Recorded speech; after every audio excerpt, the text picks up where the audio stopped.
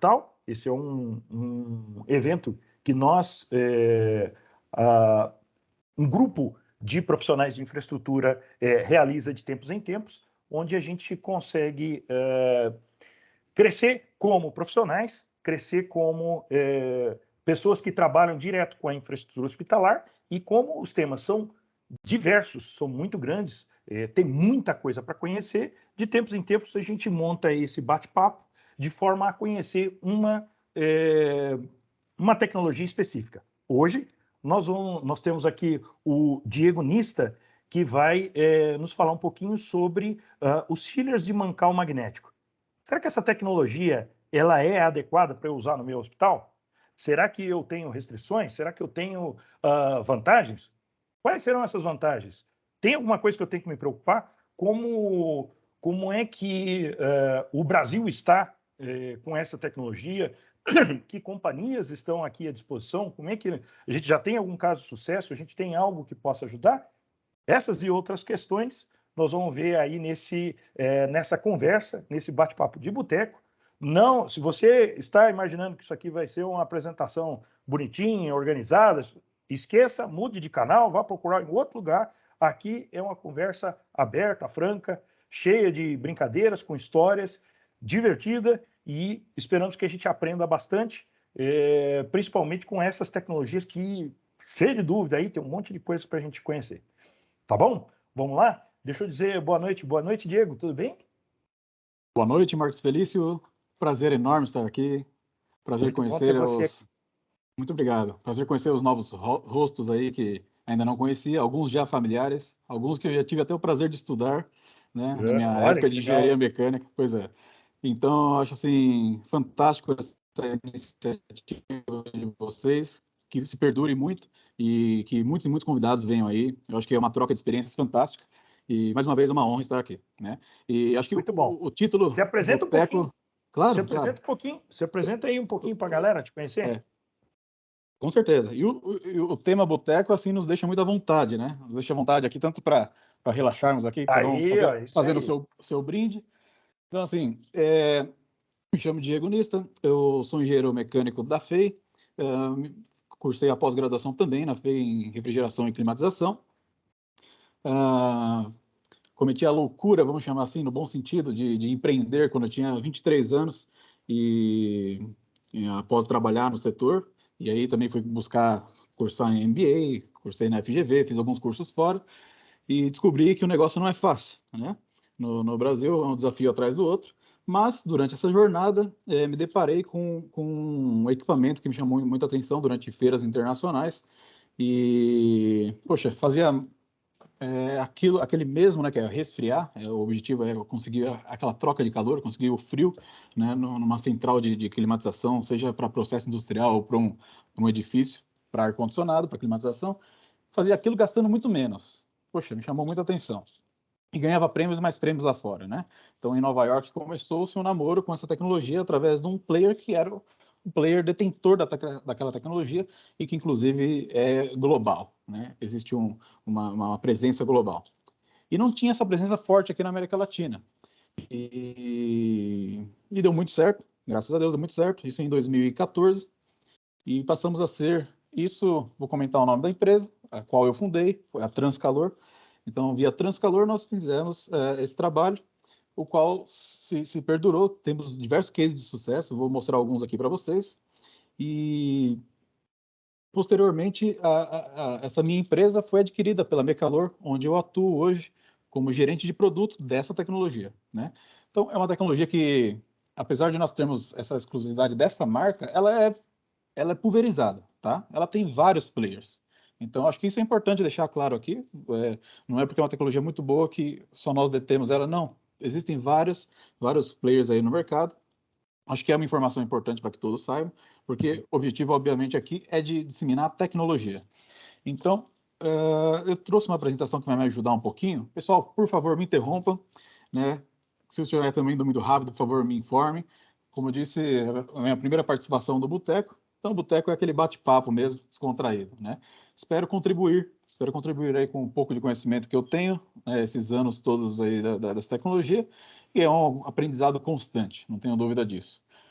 Antes de... Quando você vai compartilhando a tela aí, vai contando para a gente. Eu já tenho dúvida, porque o nome disso é chiller com mancal magnético. Eu tenho certeza que tem um monte de eletricista que está assistindo nós, ou então um monte de cara que é de automação, por exemplo, que não tem a menor ideia de que é um mancal, né? O chiller eles até conhecem, mas mancal, o que é isso? Se você Maravilha. puder já começar assim, ó, do Com o básico maior para a galera prazer. que não conhece, ia ser muito legal, tá? Com o maior prazer. Bom, chiller, o nome chiller, né? O que significa isso? Ele vai resfriar uma água, basicamente é isso. Ele tem um ciclo de refrigeração, no qual é um fluido químico, está lá dentro, né? É um fluido refrigerante, vamos chamar assim.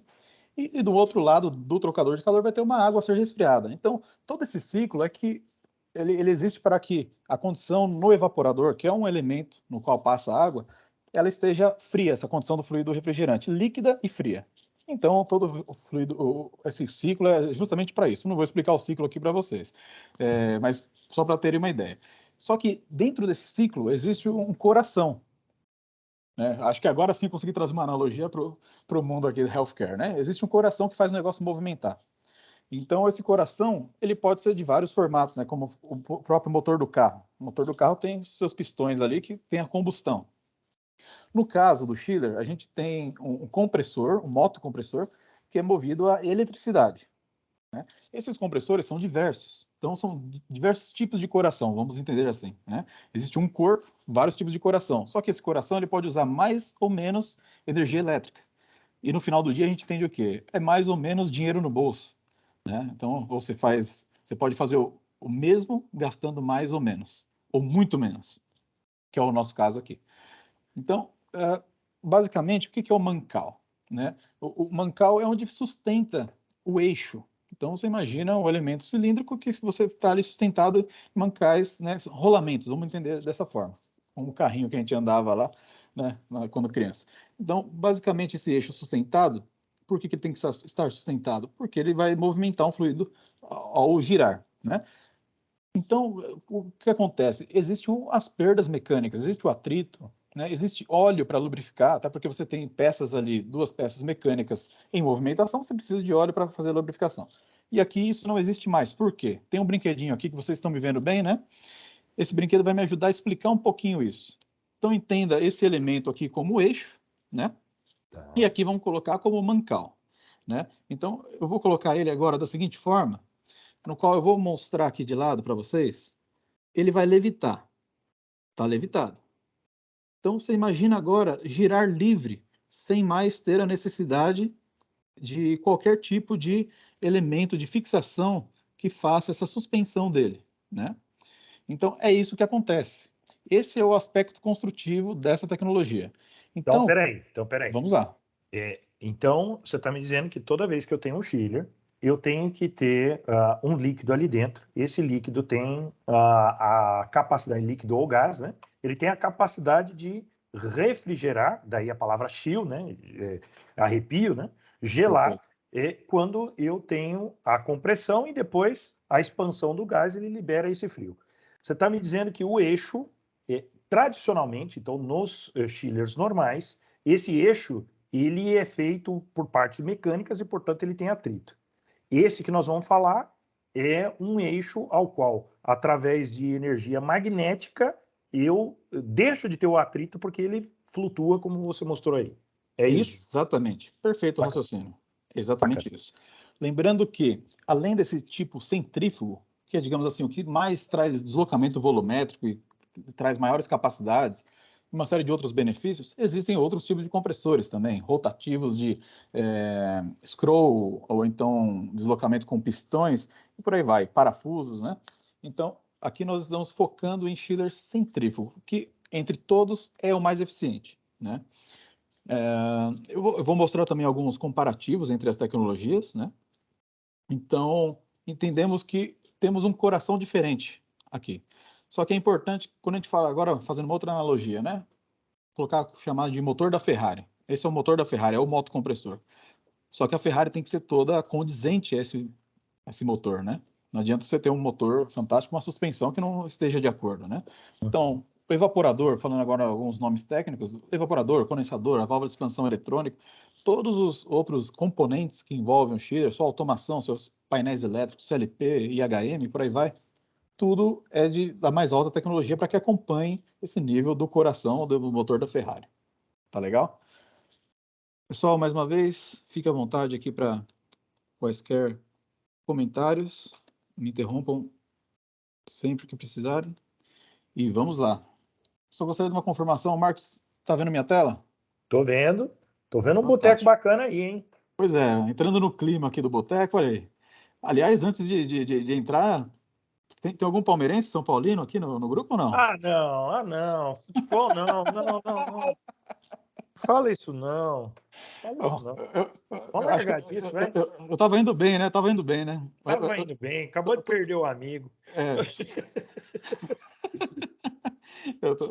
Hoje tem decisão, mas é isso aí. Vamos lá, vamos em frente. Bom, antes de mais nada, deixa eu agradecer aqui o Marcos Felício e o Wagner, né? Quem justamente aí fez o convite. Pessoal, não vou ler nenhum slide aqui, vou comentar o que eu entendo que seja relevante. Por que colocar essa tecnologia? Tudo bem, ela tem um monte de benefícios construtivos lindos, maravilhosos, mas por quê? Porque vai dar payback, ela vai gerar payback, né? Ou seja, você vai ter o retorno. Você vai ter o retorno daquilo que você está investindo. Então, basicamente, essa é a justificativa, tá? Um pouco de história da tecnologia. As pesquisas de desenvolvimento dela começaram em 85. Só que só em 2002 foi colocado o primeiro chiller para se trabalhar com essa tecnologia. O case foi um sucesso, né? Então, esse grupo se chamava TurboCore. Esse grupo é focado na tecnologia do compressor, ok?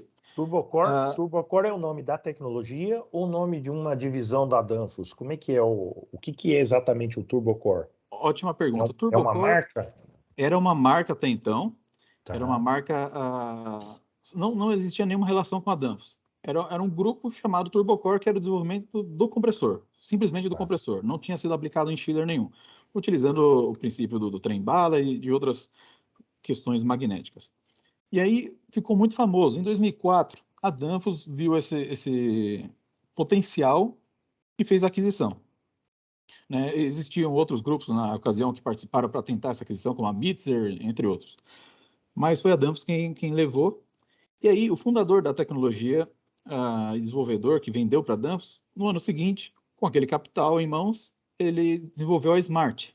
A Smart que passou a ser o maior player global que utiliza essa tecnologia. Então, eles não fabricam nada, nenhum chiller scroll, nem parafuso, nenhum outro. São focados só no chamado oil free, esse livre de óleo centrífugo de mancal magnético. Ótimo. Então, eles foram crescendo ao redor dos anos, mapeando globalmente. Em 2015, nós nos tornamos uma licença oficial aqui para o Brasil e agora, em 2021, para a América Latina. O que vale comentar aqui é só esse player, a Smart, ao redor do mundo, eles têm mais de 23 mil equipamentos com esse compressor funcionando. Existem outros concorrentes, obviamente, deles, ao redor do mundo, e somando-se todos, já chega a uma marca mais de 100 mil chillers instalados. Então, assim, nós temos uma marca... Diego, você falou que tem outros concorrentes. Quais são os 3 principais concorrentes da Smart? Olha, eu diria assim, tem os players globais, eu vou falar 3 globais e 3, digamos, locais, porque a Smart nasceu sendo um local e ela se tornou global, ela tem uma expressão global. Então, por exemplo, marcas conhecidas que são globais, Daikin, Carrier, Trane, tem a Johnson Controls também, mas que é o próprio mancal magnético deles, né? Não é o TurboCore, os outros que eu comentei anteriormente são TurboCore. Que está no Brasil, que eu conheço, só tem 2 desses que eu comentei até o momento, só a Johnson Controls, com o deles mesmo, e a Daikin, que também tem. Acho que a Schneider também, né? Ô, Jackson, a gente tem essa tecnologia no Brasil, não? Sim, a gente já tá com ela, né? Trazendo ela, aplicando ela já no Brasil. Uns 2 anos aí que a gente veio fazendo esse trabalho mais forte, já tem globalmente. mas no Brasil há uns 2 anos a gente fortaleceu e ainda tem aí com sucesso também lá implantado. Então vamos recapitular quais são as marcas. Então, como é que chama a sua? Eu me perdi, Diego. Você pode falar de novo? Claro, É Smart. Smart, é Smart. Mecalor ou é Turbocore? Eu me perdi. É que, na verdade, eu acabei não comentando, mas a Mecalor hoje ela é uma licença, né? Assim como a Transcalor foi lá atrás, depois a Mecalor adquiriu. Ah, Então, a Mecalor é a licença para a América Latina da Smart. A Smart é um grupo global e nós Smart é que é a somos... marca. Tá, Smart Exatamente, é nós que é a somos um marca. braço Entendi. operacional. Tá. Aí então você falou da Smart, tem Daikin? Tem Tem sim. Daikin. E você falou Johnson, né? Isso. York E tem Carrier. essa tecnologia? Isso, Johnson é o mesmo grupo da York, exatamente. Tá. E a Schneider e Carrier. Carrier e Trane. Só que Tá, e Carrier a e Trane, Trane também. Tá. eles ainda Bom, no Brasil... de verdade, então, praticamente essa tecnologia, todos os fabricantes que aparentemente estão no Brasil, então, essa dúvida de que eu posso adquirir uma de qualquer uma das marcas, a única diferença é que na hora eu tenho que dizer, se a gente entender que isso é válido, o profissional que queira adquirir isso tem que dizer, ó, eu quero com a tecnologia, qual que é o nome? De tecnologia Sim, de Schiller de Mancal Mancal magnético. magnético. exato. Chiller de alta Oil free. eficiência, Aham. dotado de compressores com mancal magnético livre de óleo. Exato. Tá, esse aqui é o termo que se eu sou um profissional de um hospital e quero adquirir, a maneira que eu tenho que dizer é o seguinte, olha, eu quero um chiller de mancal magnético livre de óleo. É isso? Perfeito. Tá Tá, ótimo. legal. Ô, Marcos, só tem um detalhezinho que ele vai falar lá na frente, provavelmente.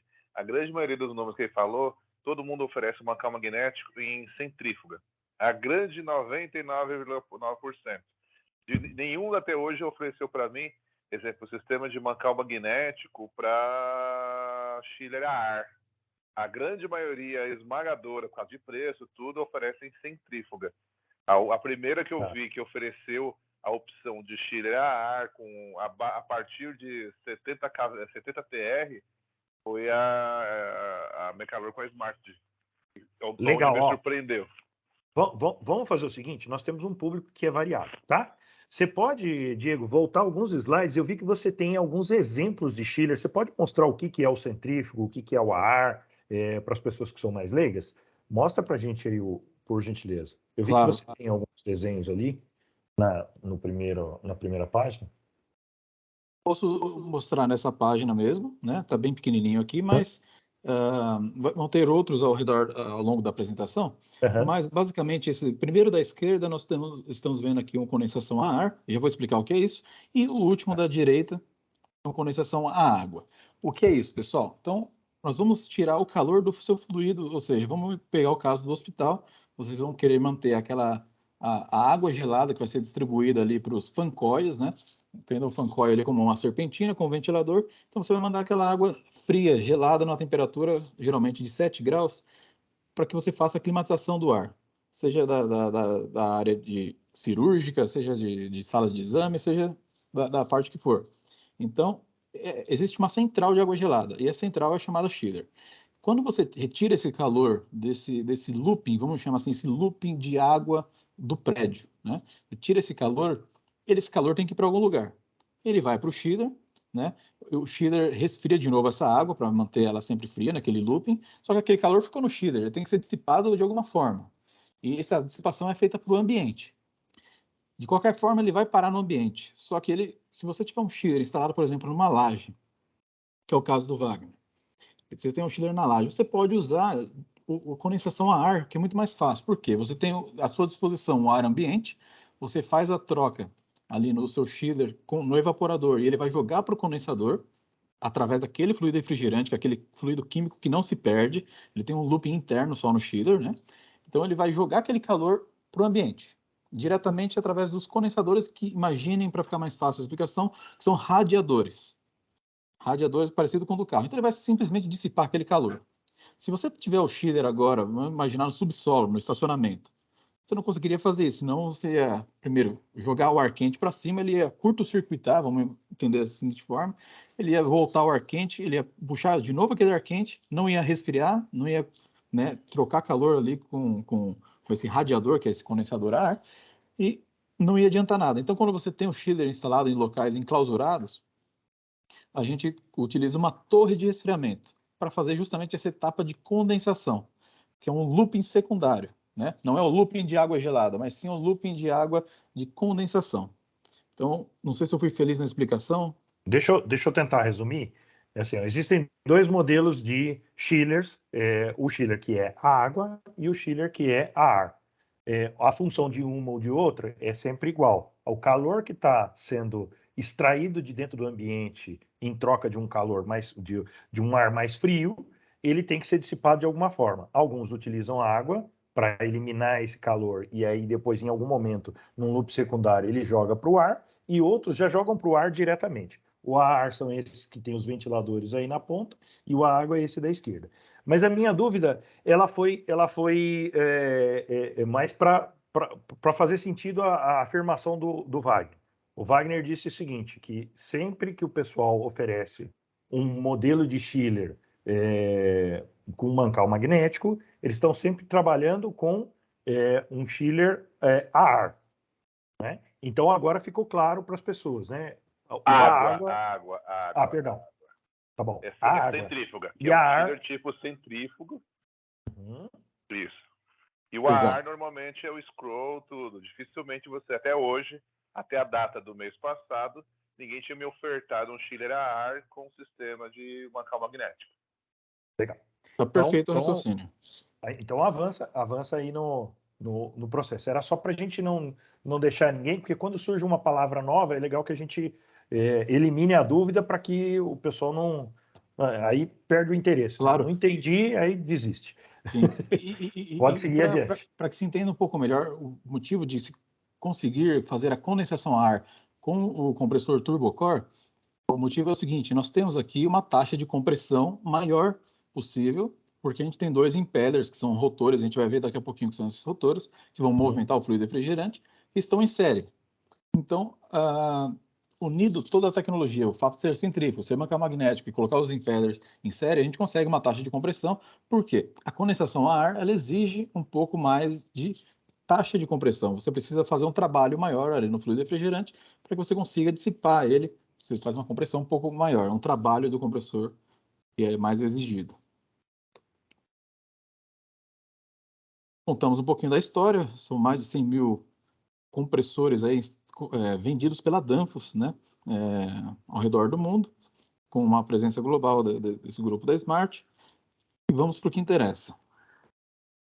Estamos aqui olhando agora a tecnologia, o nosso coração do chiller, né? Então, esse é o jeitão dele, aspectos construtivos, mas antes de falar dos aspectos de construção dele, que é o próximo slide, eu prefiro falar das virtudes que vocês já digamos assim, sentem diretamente. A primeira de todas é a eficiência.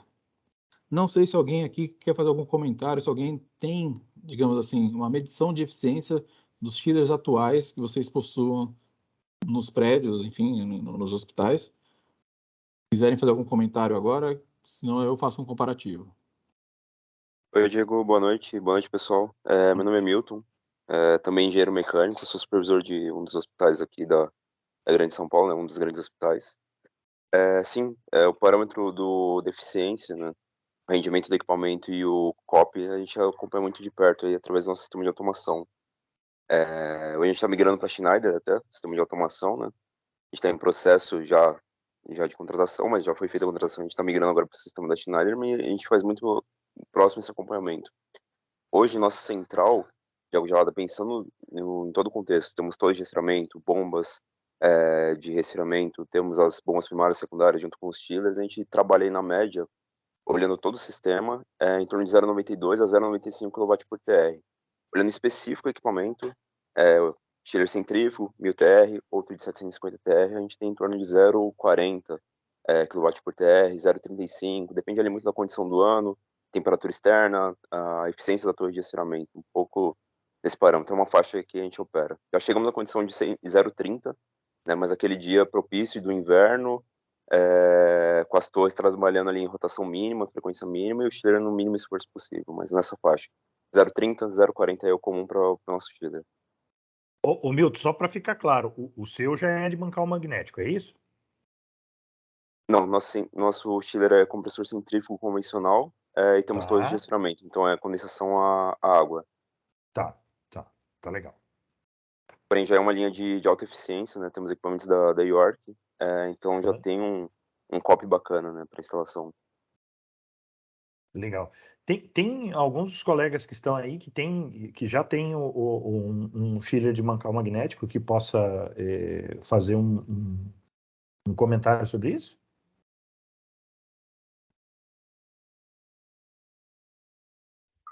Da UHG, Marcos, eu Ui, conheço, o único lugar que tem é o Samaritano Paulista, viu?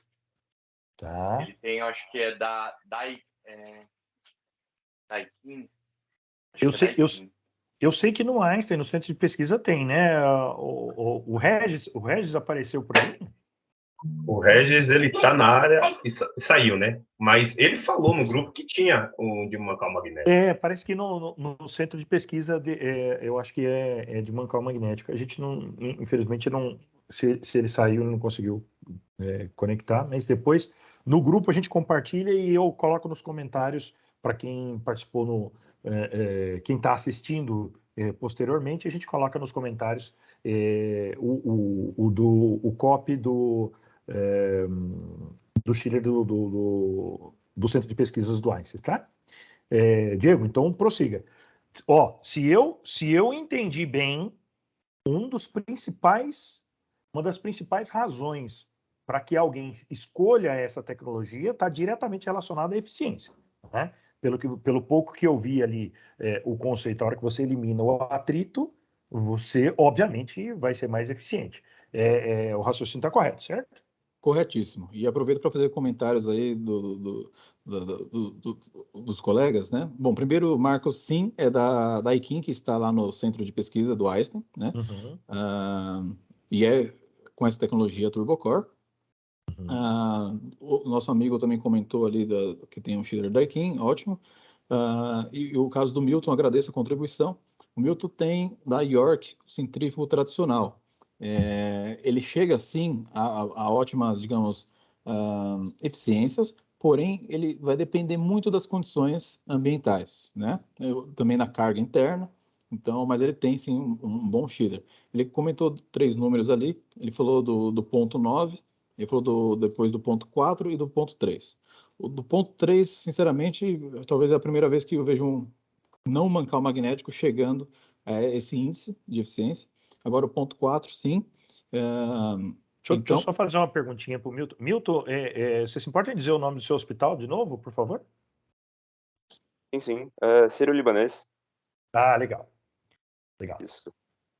Só comentando Mas o que nem Milton eu falou que ele disse, chegou a ponto 3 num dia bem específico. No dia específico, né? No momento de Exatamente. luar, assim, foi um dia muito, realmente, fora da Foi curva. a menina dos olhos. Bateu 0,299, exatamente esse valor que bateu. Extraordinário. Tipo assim, foi assim, de 365 dias no ano, foi em meio período desses 365, ou seja, foi até extraordinário, né? Uhum. Exatamente, aquele que está descendo a ladeira, na banguela e motor desligado, basicamente. Não, então vamos pegar esse exemplo do Milton aí, que seria o sonho dos tradicionais. Então, o sonho do tradicional, ele está chegando num número que está próximo do que é o normal da eficiência do mancal magnético. Exatamente. É isso? A ideia é exatamente essa. Exatamente. Perfeito. Lógico que quando a gente fala IPLV, que é esse número que está aí, tá? Não vou traduzir aqui ao pé da letra, é o Integrated Part Load Value, mas entenda o seguinte, é uma média das eficiências em várias cargas parciais, a 25%, a 50%, a 75% e 100%. O que eu quero dizer com isso? O chiller dificilmente vai ficar trabalhando a 100% sempre, que é a pior condição dele, onde mais exige dele é maior rotação, e ele vai variando a rotação ao longo do dia, ao longo do ano, inclusive, né? Então, assim, ele vai buscando sempre o ponto de melhor eficiência, o ponto que alcança a demanda daquele instante. E ao longo do dia, então, ele vai variando. À noite, por exemplo, ele vai rodar menos, às 2 da tarde ele vai rodar mais. Então, para ter uma ideia. E quando encontra-se essa média, segundo a ASHRAE, que é a Bíblia da refrigeração, o órgão que rege isso, essas regras. Então, essa média, que é esse IPLV, serve para a gente comparar chiller contra chiller. Então, a gente está falando aqui de 0,32 kW por TR. O que significa isso?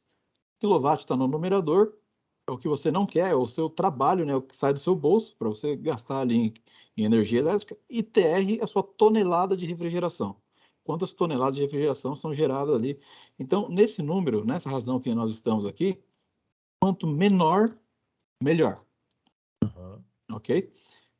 Existem outras razões aí, quando a gente fala de COP, enfim, que inverte esses números, mas aqui é mais palpável, porque fazendo uma conta bem rápida aqui, não precisa entender a fundo o que eu vou dizer, mas fazendo uma conta rápida, se a gente pega o quilowatt por TR, multiplica pelo número de TRs da sua central, multiplica pela sua tarifa, que é reais por quilowatt-hora, e multiplica pelo número de horas que você usa no ano, você tem uma ideia de quanto você gasta. Então é uma conta simples, né? Mas que fazendo essa multiplicação, mudando esse índice de eficiência, ao longo do ano você tem uma economia enorme. Então, se você salta ali de 0,32 para 0,6, por exemplo, ou para 0,9, digamos aí, uma outra tecnologia, até que o Milton comentou. Né? Essa diferença aí de 0,6, na hora que você multiplica ali, existe um valor absoluto grande. Então, por isso que Deixa eu te fazer uma pergunta assim bem direta, tá? Assim, ó, bem simples, que é o que boa parte dos administradores querem ver. Me fala percentualmente, assim, ó, de imediato, a média de consumo, ela vai melhorar quantos por cento se eu escolho o método tradicional ou se eu uso o método com mancal magnético? a resposta é depende do que nós estamos comparando. Uhum. Então, e também de quanto tempo já está instalado aquele chiller no caso de um retrofitting. O que é o retrofit? Diego, vamos simplificar para quem não entende. Equipamento, esquece modernização. Um equipamento zero bala. Estou fazendo uma obra nova. É um equipamento tradicional a ar aí, Scroll, contra um Turbocore 210 TR. Um do outro, é assim. Então, na estrada de terra, os dois saindo 0 km, saindo da fábrica. Rodando 24 horas, 7 dias por semana. Tá. O Scroll, a água, e o Turbocore, a água. O Turbocore, a água está aí 0,32, o Scroll vai ter uma ordem de 1 a 1,1 kW por TR. Só para vocês terem uma ideia contra o Scroll. Né? Contra uma centrífuga, a gente vai estar falando aí de talvez 1 kW por TR aí de 0,6, 0,6. Né? Então, contra a centrífuga é 50% menor e contra num sistema de Scroll, ele é 1/3 do outro. Falando em IPLV, sim. Né? Agora, claro, existem... Lembrando que o IPLV é a média, né? É a média ao longo do ano. Tá. Então, isso é interessante, é importante. Perdão? Acho que só vazou um áudio. Tá. Pode prosseguir. Então, é óbvio que existem artifícios, tem parafusos inverter que conseguem chegar mais próximo dessa tecnologia. Né? Então, tem aquele que está muito bem ajustado, como o Milton mencionou, né? Que está muito bem controlado, bem organizado. Tem aqueles que são que estão mais antigos, e aí, obviamente, a performance vai cair bastante, depende da manutenção, depende do uso. Mas então, assim, para mim ficou muito claro que se esses números estão corretos e se nós pudermos aferir, né, esse resultado, esse PLV, ao longo de uns poucos anos, por essa redução do consumo de energia elétrica, ele acaba se pagando a tecnologia. Eu vou... Correto no raciocínio?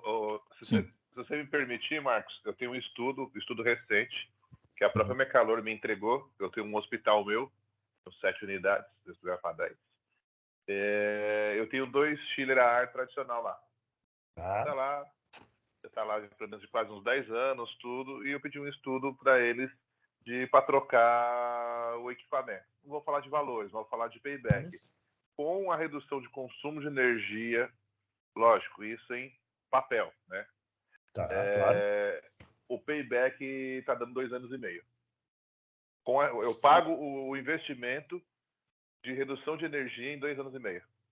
Você está de brinks? Então realmente algo... E detalhe, outro detalhe. Eu tenho dois chillers de 80 TR. Eu vou adquirir um chiller um pouquinho maior, porque você sabe que no hospital de ninguém acontece isso, né? Que você tem aquelas expansão e vai começar a pendurar um monte de coisa. Só no meu que acontece isso. Mas nenhum acontece. Hospital, é só o então, seu. Ou seja, eu não estou comparando 80 TR com 80 TR. Eu estou comparando 80 TR com 110 TR. Ou seja, é um chiller de maior capacidade de refrigeração E ainda assim manteve o payback. O payback. Lógico, ainda não negociei com ele e tudo. Eu quero ver se negocio para ver se é para 1 ano e meio esse payback aí. Não, aí você tá ferrado, porque o Wagner, na hora que ele entra na área comercial, pobre dos rapazes dele. Ô, Felício, oi, pode falar. Uma coisa que influencia também, porque normalmente o chiller é a maior carga do hospital, né? Sim. Então, por exemplo, o meu chiller lá, ele consome mais que toda a radiologia, todo centro cirúrgico e todo laboratório, tudo funcionando de forma simultânea, né? Então, falo lá que todo para ficar gravado. No Hospital Sara, Brasília. E assim, em país tropical, normalmente a HVAC equivale a 54% a 60%, né, da conta de energia, né? Felipe, eu arredondo assim, para ficar um pelo outro. 50% é certeza. 50% é um número que o Valdinei tá aí, eles fizeram um trabalho espetacular na Redditor, Valdinei da Redditor, eles fizeram um trabalho espetacular de levantamento, eles têm bastante hospitais, e eles conseguiram fazer uma média e o número chegou em 50%.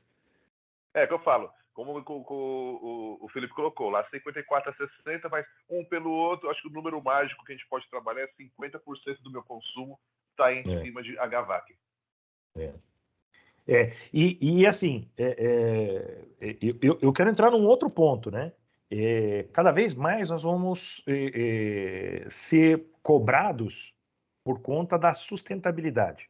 A sustentabilidade, a partir de agora, está virando está com um peso muito relevante nos hospitais. Os hospitais têm problema seríssimo tem coisa que não dá para reduzir, né? Eu vou reduzir consumo de óxido nitroso, quer dizer, um medicamento. Na verdade, não dá para fazer isso. Eu vou ter que compensar em algum lugar. Uhum. Na verdade, Felipe, eu enxergo assim: os hospitais, a sustentabilidade virou uma marquinha aí, um marketing, mas na verdade, o que os administradores estão procurando é como se eu vou colocar, onde eu posso reduzir. Sustentabilidade está vindo para ganhar o marketing, mas a ideia dos caras vamos ser sinceros, os hospitais, comparado com a indústria, eu vim da indústria, estou na área hospitalar, é altamente ineficiente, desde a manutenção como gestão do negócio. Um exemplo, quem não é, eu conheço, vou aprofundar, antes os hospitais era fee for service. O que é? Paga pelo que usa. E agora o modelo é o seguinte, é pacote. Doutor, é o seguinte, se o seu paciente entrar aí, eu vou pagar R$200. Se você gastar tomo, ultrassom, então, ou seja, os hospitais estão ficando, tem que se tornar eficientes por causa disso. Então eles apertam onde? Na manutenção, na operação, que não conseguem em alguns pontos, como você colocou. No óxido nitroso eu não consigo. Então vou reduzir. Tem uns protocolos eras que o protocolo reduz a quantidade de óxido nitroso no paciente, mas a gente fala com um outro boteco disso daí. Mas exatamente esse ponto que eu queria chamar a atenção. Quer dizer, os administradores, eles estão sendo pressionados a aceitar esses contratos ele tem que se manifestar dizendo o seguinte: olha, eu sou sustentável e eu vou fazer internamente aqui a minha briga. O duro é que o aperto vem exatamente nos profissionais de infraestrutura, né? Outras áreas vão trabalhar, mas tá aí o exemplo, né? 50% é no consumo de ar-condicionado. Se eu conseguir trabalhar nessa área que é um ofensor considerável, nós estamos evoluindo bem, né? Ajudando não só o lado financeiro, como sustentabilidade. Vou dar um outro número para os colegas quem estiver ouvindo.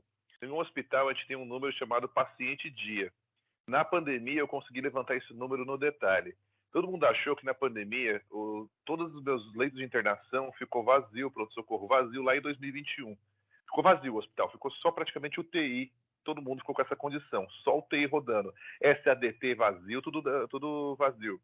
Aí a pergunta, o meu consumo de energia, então, ou seja, meu paciente dia caiu em porcentagem 70%. Aí você fala, o que é o paciente dia? É todo paciente que entra e sai, interna, tudo. Esse é o paciente dia. é o que me consome energia, água, infraestrutura, consome tudo.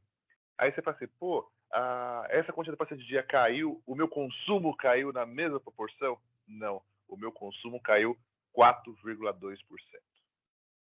Ou seja, que onde eu Você quero está chegar. querendo dizer que o fato... hospital tendo gente ou não tendo gente, Porque o maquinário de ar-condicionado continua funcionando, é esse o seu ponto? Não, todo maquinário, ressonância magnética, tudo que funciona. Ô, Felício, é porque a refrigeração é muito mais para processo do que para conforto, né? Sim. Sem dúvida. Excelente. Ô Diego, volta lá, que senão um complemento aí nessa informação. Por favor, Milton. Sim, claro. Mas realmente é o ponto que o Wagner tocou, né? Quando você falou de pandemia, né? Todo mundo imaginou os hospitais não continuar cheios, mas quem não precisava, né? Quem era procedimento eletivo evitou de ir para os hospitais. Então, ocupações que caíram extremamente, né, na pandemia. Existe ali um custo operacional que ele é atrelado à instalação do hospital, independente realmente das pessoas que circulam por ali. E realmente, quando se trata de equipamentos que têm a maior eficiência, você consegue minimizar um pouco isso, mas você não consegue reduzir 100%. Então, o hospital realmente ele é feito para operar em capacidade máxima, né? Esse tem o dimensionamento desses equipamentos. Quando você tem uma redução desse público que está frequentando as unidades, não é totalmente proporcional essa redução que você vai ter aí da sua despesa realmente. Perfeito, Milton. Um exemplo, para todo mundo entender. A ressonância magnética, ela parada, sem funcionar, sem fazer exame, nada, ela tem um custo operacional, isso de 3 anos atrás, esse cálculo, de R$40 mil. Dia. Caramba. Porque eu tenho que manter o chiller ligado para refrigerar tudo. Então, ou seja, é difícil chegar a algumas eficiências, mas a refrigeração é onde a gente vai conseguir, que é a energia. Mas toca aí, Diego, toca aí, que senão a gente viu que aqui e vamos, a gente tem que ver uma... Eu tenho outras perguntas, porque volta lá naquele slide onde você estava mostrando o COP. Eu só avancei aqui pelo seguinte motivo. Só para mostrar para mostrar que faz todo sentido, todos os números que vocês comentaram, né?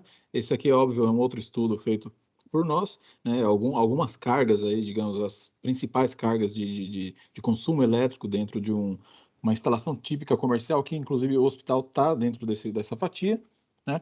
E quando a gente extrapola esses 55% da pizza, a gente tem isso daqui.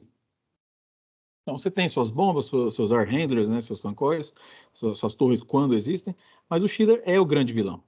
É 50 e depois desses 50 ele é 70%. Exatamente. Então, ou seja, faz sentido você ter um chiller de alta eficiência. Uhum. Né? Então, volta lá, porque eu tenho perguntas que são que são, nesse caso aqui. Outra queixa que hospitais, principalmente, tem bastante é o seguinte: ruído, cara. Ruído é um inferno. E chiller é barulhento pra caramba. Esse, por não ter atrito, ele reduz o ruído? Reduz bastante. Primeiro que nós não temos um pico de partida, né? Não existe aquela partida para você sair da inércia. Uma vez que ele fica com o eixo levitado, ele facilmente é movimentado e controlado ali pelo motor elétrico. Então, não ter o pico é já um grande negócio, né? Diego, o motor dele é corrente alternada ou ele é o sistema de corrente contínua? DC, contínuo. Motor de ímã permanente, DC. Ele faz, obviamente, a gente alimenta ele com alternada, trifásica, normal, só que o motor é DC. Que é muito melhor, você tem um controle ali, um torque muito melhor e um controle de rampa de subida e descida, de rotações, muito mais controlado. Então a gente pode falar que ele, pensando, a pessoa está acostumada aqui no ventilador eletrônico, eu tenho o mesmo PID de controle de um ventilador eletrônico, ou seja, eu não tenho um inversor. Como ele é DC, ele tem vamos chamar de inversor, mas o controle é diferente, eu consigo variar a sua velocidade em função da tensão que eu aplico no conjunto rotor dele, correto?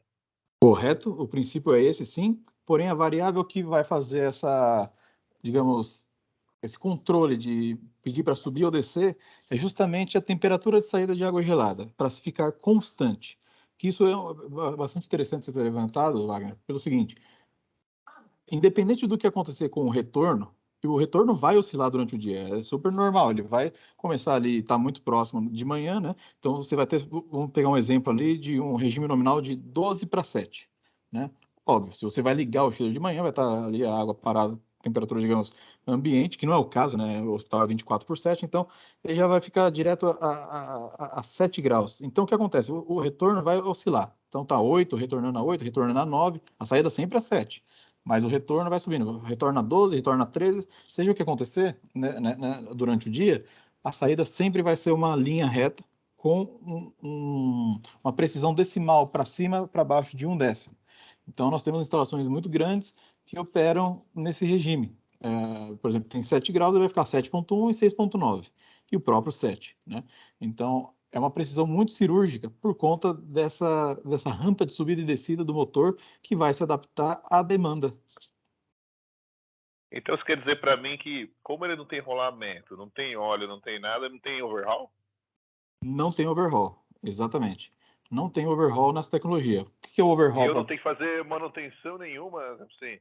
Você vai para eu posso ficar 20 anos aí tocando e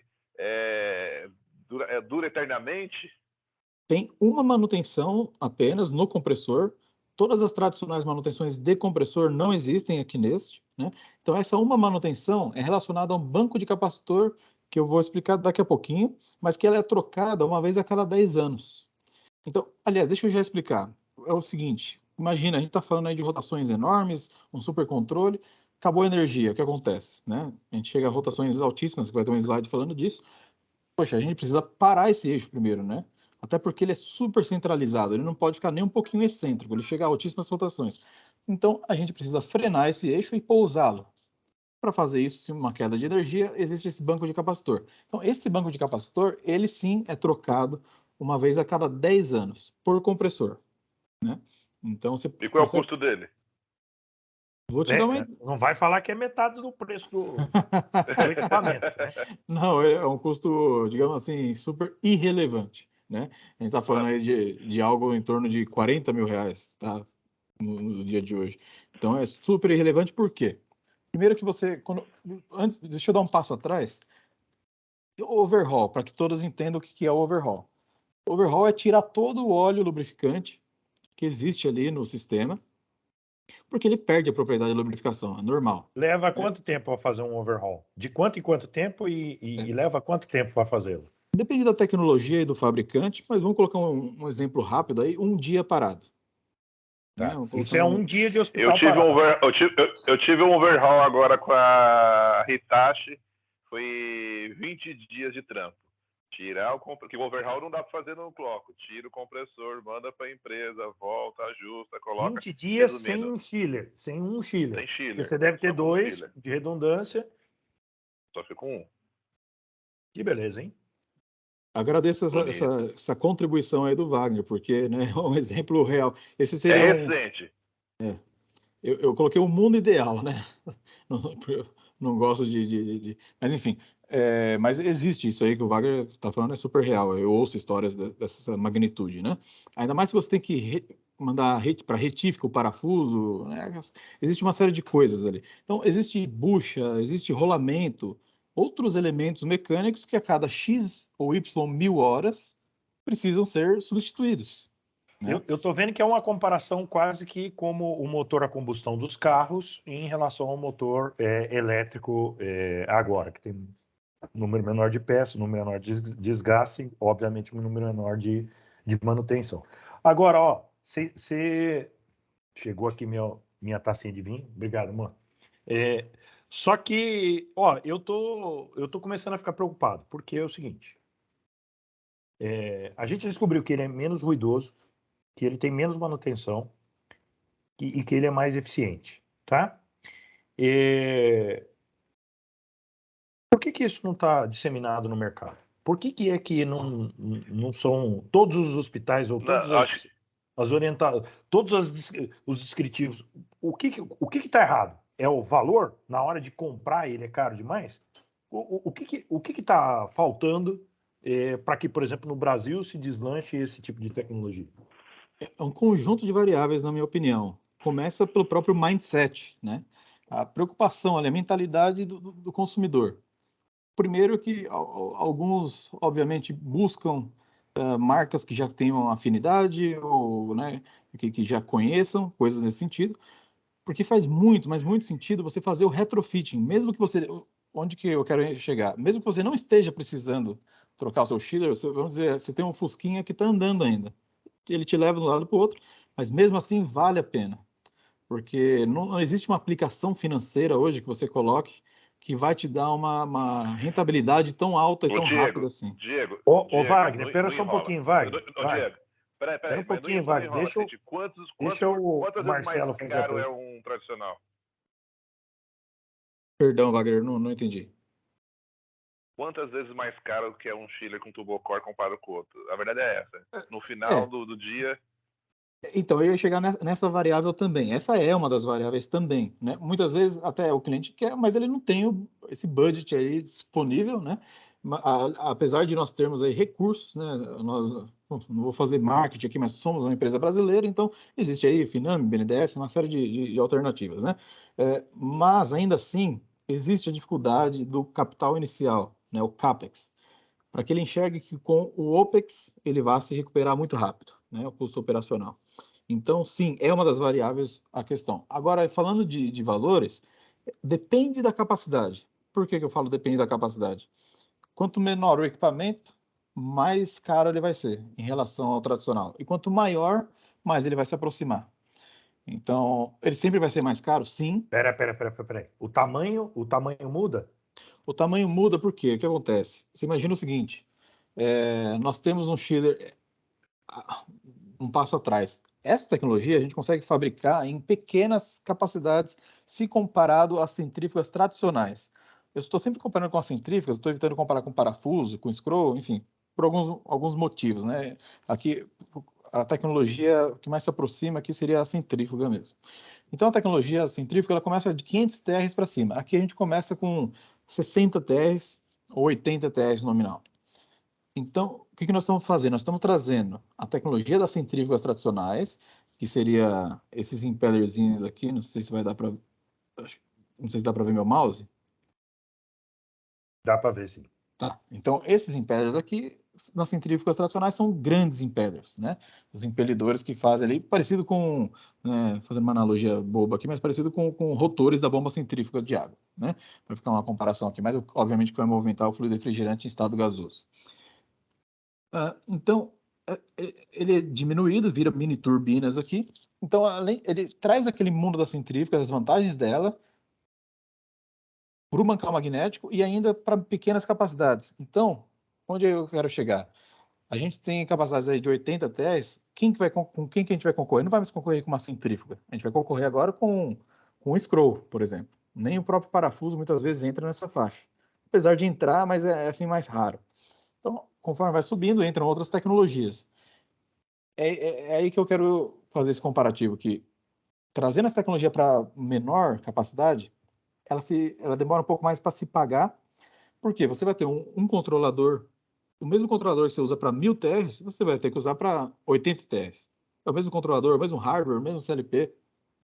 Então, é óbvio que você vai crescendo conforme vai aumentando a capacidade, mas você não tem que multiplicar, por exemplo, um controlador. O controlador continua sendo único. Ou seja, onde eu quero chegar? Os custos vão se diluindo, né? O trocador de calor, ele tem dois espelhos, que são, vamos imaginar ali, duas chapas assim na lateral, né? Dois cabeçotes com suas tampas. O maior também só vai ter dois. Então, vai se diluindo o custo conforme maior a capacidade do chiller, só para vocês terem uma noção. Não vou me estender tanto no tópico. Tá. Deixa eu pedir, ô Marcelo, esse bate-papo aqui é conversa de boteco, tá, Marcelo? Você não precisa levantar a mão, não, pode interromper. Abra o microfone e faça a pergunta, tá? Não, ótimo, bacana. Obrigado pelo espaço aí, Marcos. Boa noite a todos. Quem fala é o Marcelo aqui da Redditor, né? Marcelo Batista, que tem outros Marcelo na rede também. Boa noite aí, Diego. Só para tirar uma dúvida, cara. Com relação, você falou aí com relação à manutenção, né? Com relação à manutenção, você falou que a cada 10 anos ali, nós teríamos que apenas substituir ali a questão do banco de capacitores, tá? Aí a minha pergunta é o seguinte, com relação à que a gente sabe que essa questão da manutenção é considerando aí cenários perfeitos, digamos assim, né, com sistema balanceado e tudo mais, né, com as manutenções todas em dia, tal. Mas a gente sabe que em algumas realidades aí, ou, né, no nosso dia a dia mesmo, a gente pode ter ali alguns problemas com relação a vazamento de fluidos, uma série de outras coisas aí que pode acontecer, tá? Eu gostaria de saber qual seria o impacto, né, pro equipamento em si, né, caso a gente tenha aí algum desbalanceamento do sistema em si, né? Isso vem embarcado aí com relação à máquina em si, isso, assim, na verdade a dúvida é qual seria o impacto, né, de a gente ter um sistema ali desbalanceado, que você pode ter ali gases não condensados, uma série de coisas ali que pode acontecer, né, ou o próprio vazamento do fluido, pressão baixa ali, qual seria o impacto pro compressor em si, tá? Muito obrigado pela participação. Desculpa, eu não gravei o nome, é Marcelo? É o Marcelo Soares. Marcelo Soares. Maravilha, Marcelo. Ótima pergunta pelo seguinte, fluido vazando. Qual que é a grande questão? Primeiro que aqui já não existe mais nenhum tipo de contaminação, porque a contaminação é uma preocupação sempre com o óleo, né? O óleo muda o pH dele, enfim, já não existe mais essa preocupação. Se você tiver um vazamento, primeiro que é óbvio que ele vai detectar isso. Em preventivas são feitos testes ali, passam sensores de vazamento. A sua outra pergunta foi quanto à centralização, a calibração do eixo, né, para que não exista ali, digamos, uma flutuação distinta. Na tecnologia, ela já tem ali embarcado, a gente consegue ver nesse slide aqui, uma centralização do eixo, que são sensores nos mancais, que faz a centralização dele 100 mil vezes por segundo. Então, ou seja, é uma eletrônica super avançada, né? A gente vê a eletrônica aí superando qualquer tipo de comportamento mecânico. Você está cheio de sensor que, a partir do momento que ele detecta que tá saindo da coisa, ele encaixa o cara de novo, é isso? Exatamente. Então, ele vai controlando para que você tenha sempre um giro perfeito, que é o que traria a eficiência, né? Exatamente. Você imagina que... Diego, faz uma pergunta. Lindo, maravilhoso. Tem ali, não tem mais rolamento, tudo. Mas você não tem nenhuma gacheta, não tem nenhum selo para evitar que o fluido invada o lado do motor de imã permanente? Como que é feita essa separação do lado dos impellers? Porque tem um eixo. Normalmente tem o quê? Tem um rolamento selado com mais uma gacheta. Se não tem isso, como você faz para evitar que esse gás invada para o outro lado? Ok, perfeito. Da seguinte forma, porque aqui a gente está olhando só o mancal, parecido com aquele brinquedinho que a gente viu no começo. Do lado esquerdo, nós temos os impellers, que é o que tem contato com fluido refrigerante, que é o que a gente quer comprimir, que é o que a gente quer movimentar, mandar para frente, né? Só que, do outro lado, nós temos também essas duas válvulas solenoides e passa por orifício de expansão, o fluido refrigerante também presente. Então, essa câmara toda aqui está com fluido refrigerante, só que agora em estado gasoso. Aliás, tudo aqui no compressor é em estado gasoso. Só que agora eu quis dizer o seguinte, agora vindo de outra fonte, não da sucção, que vem do evaporador, mas sim vindo agora do próprio condensador, que a gente pega uma tomada líquida e expande aqui. Para que isso? Para que a gente faça o resfriamento das placas eletrônicas que estão aqui, placa serial driver, BMCC, PWM, por aí vai. E aí faça também o resfriamento do motor elétrico. Ou seja, você me perguntou como que faria essa vedação? Não existe essa vedação, existe o quê? Pressões aqui que faz esse próprio selo através de pressões, tá? E, obviamente, a pressão como alta... uma pressão positiva interna que impede a entrada, né? Exatamente. Então, ele é todo preenchido com fluido refrigerante. Então, não existe essa preocupação, né? Até porque também, se tivesse gacheta, ia ter que ter um alimento ali, o óleo mesmo, para fazer digamos, a vedação fina, a lubrificação, por aí vai. Então, não existe essa preocupação, né? Ô, Diego, vamos lá. Nós já precisamos nos encaminhar para o vídeo não ficar muito maior do que 1 hora, tá? Deixa eu te trazer dois colegas do grupo que não puderam participar, eles deixaram aqui já no no grupo uma informação, né, um alerta. E, Ok. por coincidência, os dois mencionaram duas preocupações, tá? Os dois tiveram a mesma preocupação, tá?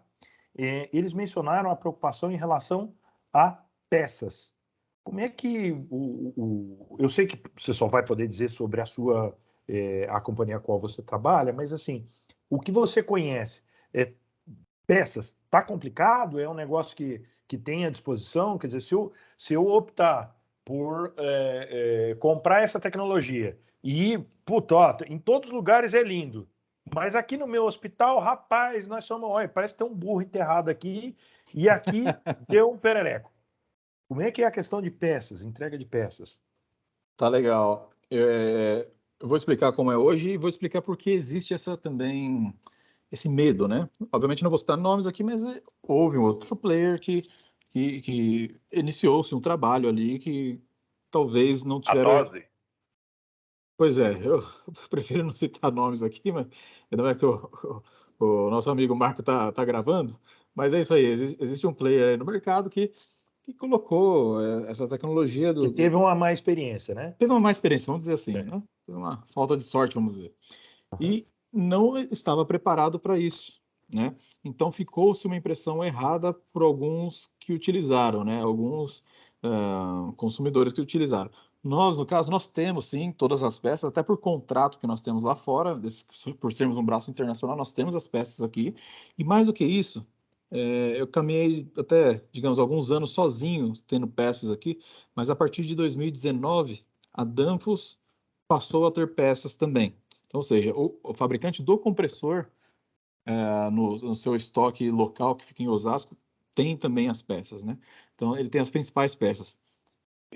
A grande maioria das possíveis, digamos, insatisfações, a gente consegue fazer de uma forma muito rápida. Vou dar um exemplo. Nós já tivemos problema? Sim, nós já tivemos problema. Vou dar um exemplo que eu me lembro bastante latente. Lá no oeste do Paraná, em Marechal Cândido Rondon, um laticínio que tinha essa tecnologia nossa, queimou uma placa eletrônica. Para vocês terem ideia da praticidade, eu sei que no hospital ninguém quer pôr a mão e a gente tem equipe para isso. Mas, nesse caso, a gente tinha um relacionamento muito forte com o cliente, eles tinham uma equipe de manutenção muito forte. Então, nós mandamos por FedEx para eles a placa, ele tirou uma e colocou outra. Então, simples assim, né? Era super fácil de encaixar. Mas Então, imagino que também com menos peças acaba facilitando mais a ter essas peças. Então, ó, perfeito, perfeito. deixa eu tentar fazer então um apanhado geral para a gente encerrar aqui. Eu acho que ficou muito claro. Deixa eu só fazer uma pergunta antes. Claro. Esse ponto também de preocupação. Pensando aí que a grande eficiência do equipamento aí seja muito atrelada à questão da qualidade da energia que a gente tem disponível aí na instalação, que tipo de proteção um equipamento que trabalha no caso, com esse tipo de compressor, ele vai ter, diferente de um equipamento convencional, no que se diz respeito à nossa qualidade de entrega de energia elétrica, né? Então, a gente pensa ali em questão de oscilação de 5, 10% aí da tensão nominal. Então, num equipamento como esse, né, o que ele tem de proteção, o que ele exige ali de limites máximos ali, de tolerância para uma qualidade de energia? E eu acrescento uma na excelente pergunta do Milton. Existe algum risco disso aumentar a quantidade de harmônicas dentro de uma instalação? Tem um estudo sobre isso? Tem algum risco nesse sentido? Ótimas perguntas. Primeiro, vamos lá. Nós já temos para cada compressor, dá para ver bem nessa foto aqui, naquela caixinha embaixo, dos painéis elétricos, nós temos, que aqui é um porte maior, esse aqui é de 1.600 TS, mas está mais fácil de enxergar. As pequenas também tem. Nós temos o Line Reactor. O que é isso? É um trafo 1 para 1. Entenda dessa seguinte forma. Então, cada compressor já tem digamos, esse filtro já colocado ali, esse reator de linha, né, em cada compressor. Existem outros tipos de filtro que dá para ser colocado também na alimentação elétrica, na chave geral, né? É como se fosse um transformador isolador, lógico. Exatamente. Simplificando. É exatamente isso, Wagner. Perfeito. Agradeço. É um isolador mesmo, um trafo isolador. É isso aí. Então, desculpa, qual que era a outra pergunta? Mas acabou. Ô, Milton, repete a pergunta, por favor. Seria um pouco nesse sentido, né? De a qualidade de energia elétrica. Assim, a tolerância, né? É 10% para mais e 10% para menos. Nós temos uma banda aí de, digamos, de 20%, a amplitude total. Então tá conforme o que a legislação nossa fala, que o nosso operador tem que garantir mais ou menos 10, né? Perfeito, Não, perfeito. ó, então, Marcos, diga, você tem mais alguma consideração? Porque eu queria fazer um, E as eu queria arbóricas fazer que o um Marcos wrap-up, perguntou? tá? eu Queria gostaria juntar tudo pra gente- de utilizar 2 minutos, se você me permite. Bora? Então, beleza. Vou, no bom sentido, vomitar informações aqui, o que eu acho que falta aqui, que eu acho que vale muito a pena comentar. A gente está falando de gigantescas rotações, a gente está acostumado de motores de 2 polos aí de 3.500, a gente chega aqui a 50.000 RPMs, por conta de não ter óleo, não ter atrito e por aí vai, né? E a gente tem uma lei muito interessante aqui, que a velocidade é proporcional à energia ao cubo. Então, essa razão cúbica nos remete à seguinte: que quanto mais a gente conseguir trabalhar em cargas parciais, mais a gente vai economizar, tá? Aqui já falamos. Esse é o banco de capacitor que eu comentei com vocês. O pessoal que gosta da parte de manutenção, isso daqui, esses 4 tubos, é o que vocês vão ter que fazer, digamos, a manutenção a cada 10 anos, em cada compressor. E pode estar se perguntando como ele é retroalimentado? Com a própria energia cinética do eixo, porque o compressor vai ter diversos momentos do dia que ele vai ter que baixar a sua rotação. Quando ele está baixando essa rotação, ele usa essa própria energia cinética que seria jogada fora ou freada de alguma forma para retroalimentar esse banco, tá? Então ele vira um autogerador. Nós temos um tempo de reset também muito mais rápido. Não, peraí, mas aí aquela coisa ali gerou outra pergunta. Vamos lá. Eu estou trabalhando no meio do dia, acabou a energia. Como é que funciona? Como é que esse cara volta de novo? Não, quando acabou a energia, o banco de capacitor que está aqui, ele só vai frenar o eixo e pousar. Aí, sem energia, você não vai rodar o shader. Aí ele só vai, é uma proteção, na verdade, né? Tá, Vale é só comentar um método também. de frear. Uhum. Isso. A não ser que você tenha um bunker enorme lá, ou geradores. Feliz, a minha maior dúvida quando eu vi isso foi essa. Imagina se tá 50.000 RPMs, tá lá numa Ferrari, aí do nada eles tiram seus pneus. Aí eu falei, cara, vai estraçalhar tudo, vai explodir, porque assim, que no Brasil a energia não acaba do nada, só no Brasil que não acontece isso. A primeira pergunta que eu fiz para esse cara uma vez foi assim, e aí, cara, vai estupiar tudo?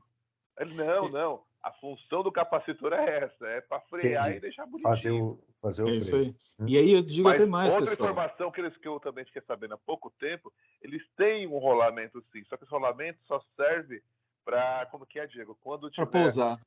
A movimentação do próprio gás e dá uma giradinha no eixo. Mas esse rolamento só é desconsiderado depois que ele é imantado. Entendi. E aqui, ainda sobre o tema, falando de gerador da planta, você vai dimensionar o gerador para sua corrente nominal e não mais para a corrente de pico, que é como a gente se dimensionou o gerador, né? E aqui porque não existe mais pico. E esse slide, para mim, é um dos mais importantes, porque ele não entra ali no cálculo do payback direto, simples, mas ele entra justamente no alívio da sua infraestrutura elétrica.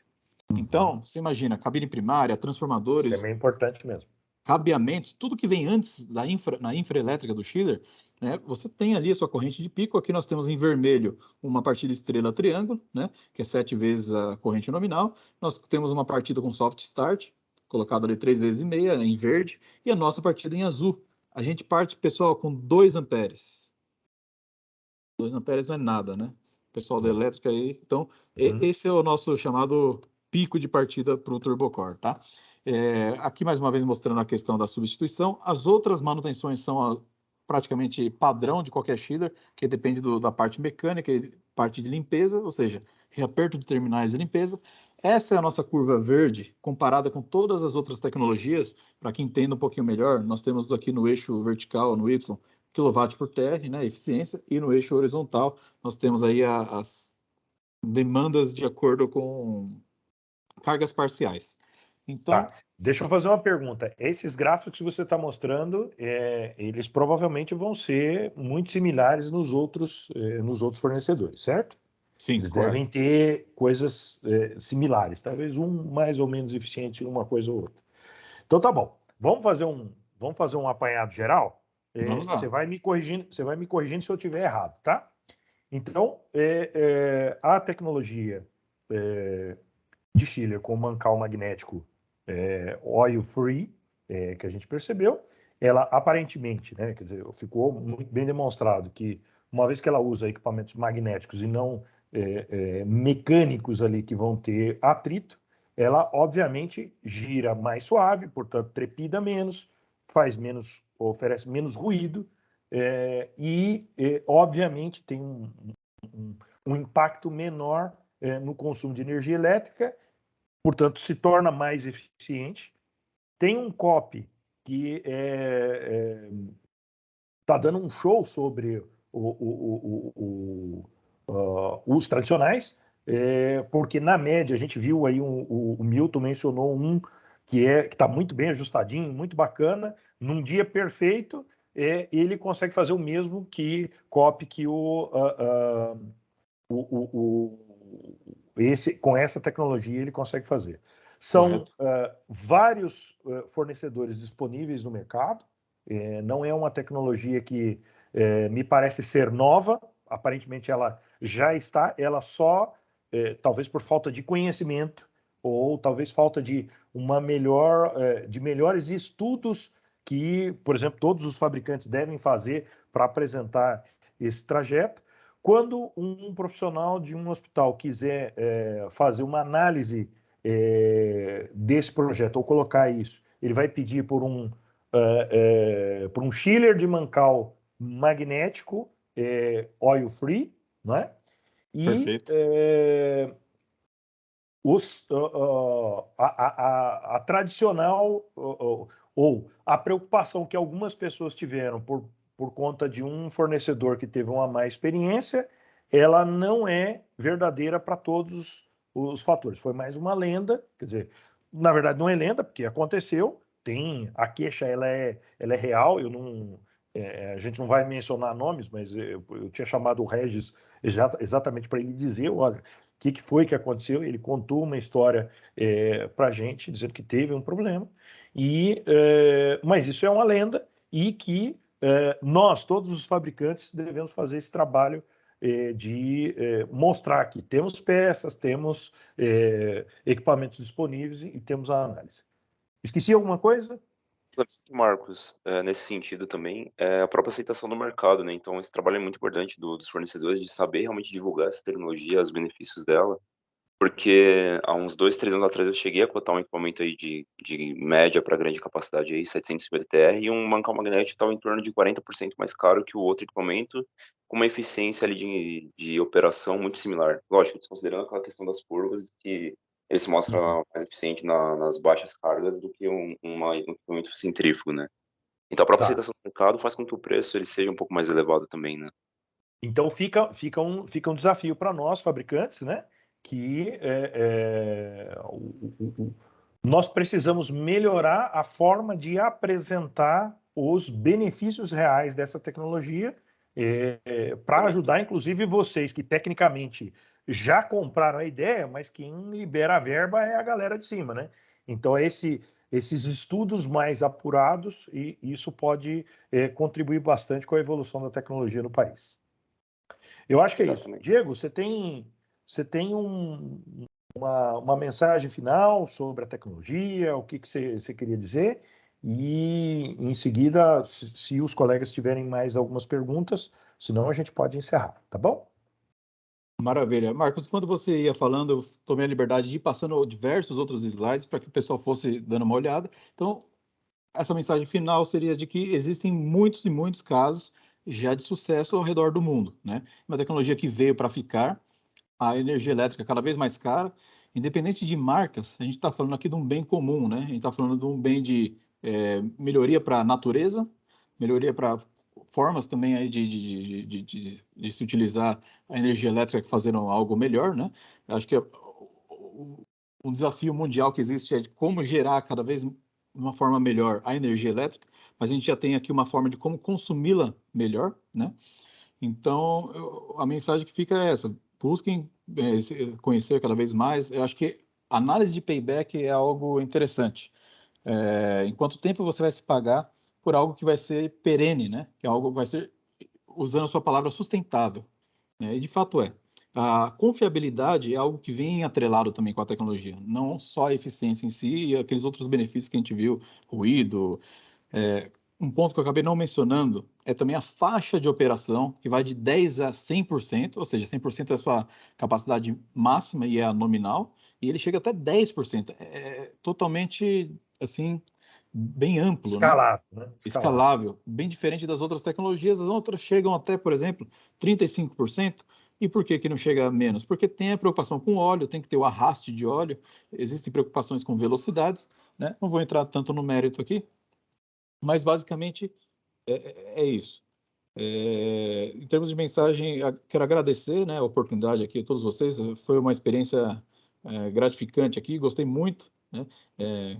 Faço votos aí que muitos e muitos outros aí convidados possam fazer esse bate-papo, trocar esse tipo de experiência. E depois que você der suas palavras, Marcos, eu adoraria ter um brinde final aqui, que cada um pudesse abrir a câmera aí, que a gente pudesse olhar o rosto de todos aqui, e a gente fazer fazer um print screen aqui, alguma coisa, né, Já pode ir abrindo as câmeras aí, então. Já vamos abrir nas câmeras aí. Um brinde.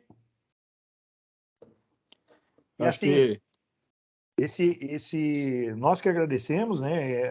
A ideia é que, de verdade, nós temos um grupo de profissionais que tem muito interesse em crescer e conhecer cada vez mais. Esse é o nosso objetivo. Nós temos que ensinar a molecada que está chegando, nós temos tem aí uma galera que tem muita experiência, tem que compartilhar, tem que trazer mesmo.